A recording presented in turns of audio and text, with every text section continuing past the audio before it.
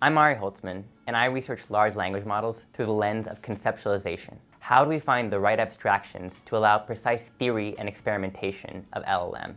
Last year, I wrote a paper called How Can We Make Sense of Large Language Model Behavior? That about sums up my goals. The rest is how to do it. I'm very interested in coming up with parsimonious explanations of the dynamics of large language models. The same way waves are a parsimonious explanation of certain dynamics in the ocean, guitar strings, and the smallest subatomic particles. Speaking of particles, I like to call this the linear accelerator era in generative models, because we can no longer afford to train a new model every time we have a new hypothesis. Instead, we have to think much more carefully about measurement, my second big interest. How can we benchmark specific, well-defined aspects of LLMs to get the right data for science to take its course? Last but not least, how should we measure the crazy things that models can do, not just the more constrained aspects? Can AI automate the contemporary paperback novel industry?